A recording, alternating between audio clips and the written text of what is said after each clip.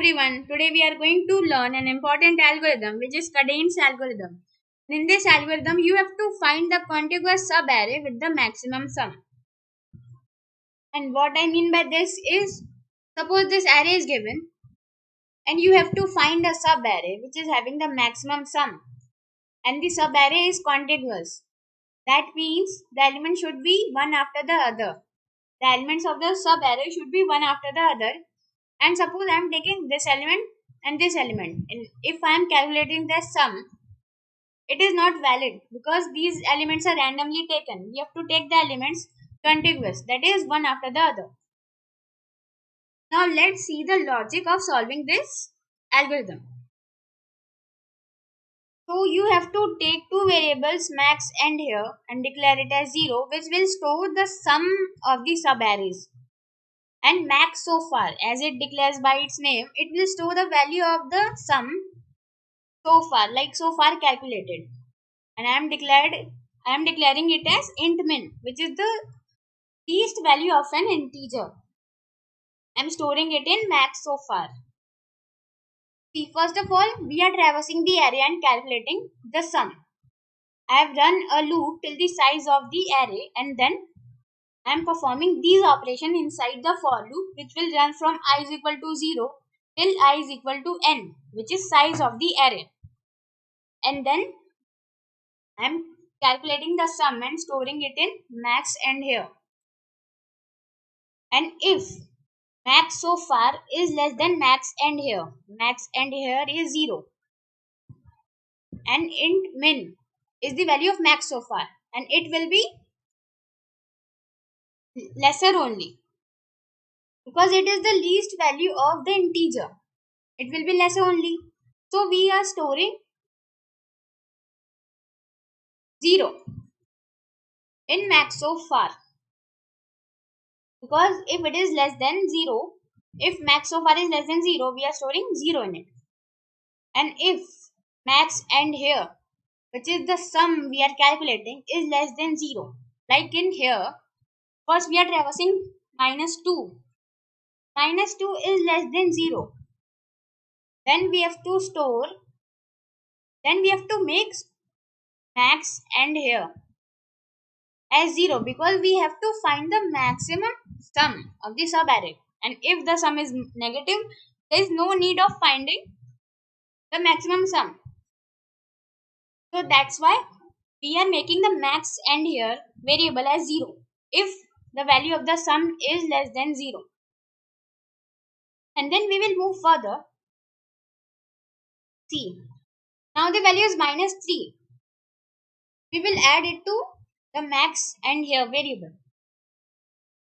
Now as max and here was 0, we will add -3 to it. But this is also less than 0. So we will again declare max and here as 0. Then 4.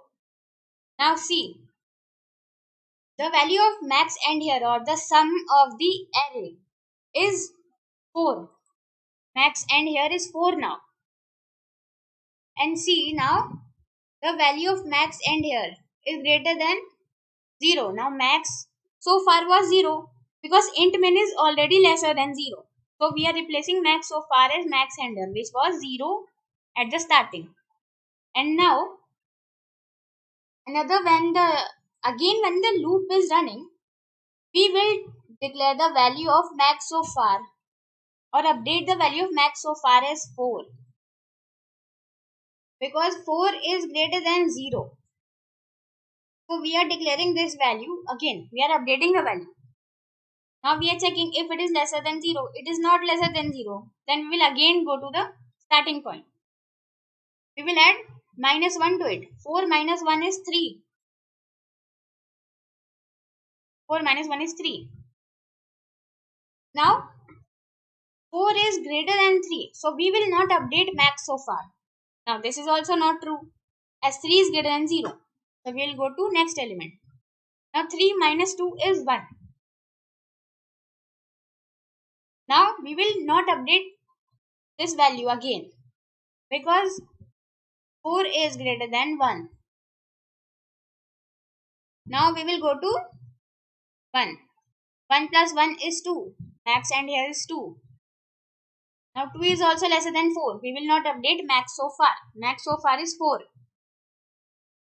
Now to 5. 5 plus 2 is 7. We will update max and here as 7. Now see. 7 is greater than 4. Max and here is greater than max so far. So we will update max so far and store the value of max and here into max so far. So max so far is 7 now. Then minus 3. 7 minus 3 is 4. Now 4 is not lesser than 4. It is equal. So we will not update max so far and then we will finally return max so far because the whole array is traversed. And we are returning max so far as the output. So the output is 7. The maximum sum of the subarray is 7. Now let's see the code. See, I have taken the function as maximum subarray sum and I have taken array and the size of the array as input. I have declared int max so far as int min, that is the least value of integer. Then max and here as 0. Then I am running a loop till the size of the array. I am storing the value of the sum of the arrays in the variable max and here. And then we are checking if the value of max and here is greater than max so far. Then we are replacing the value of max so far with max and here. Then we are checking if the value of max and here is less than 0. Because we do not want any values lesser than 0. Because we are calculating the maximum sum. So we are updating the max and here is 0. And then finally we are returning the value of max so far. So this was the logic of this question. Just simple. We have to add the sum and then we are checking it in two variables, and if it is lesser or greater then we are updating the values. So this was the main logic of this question.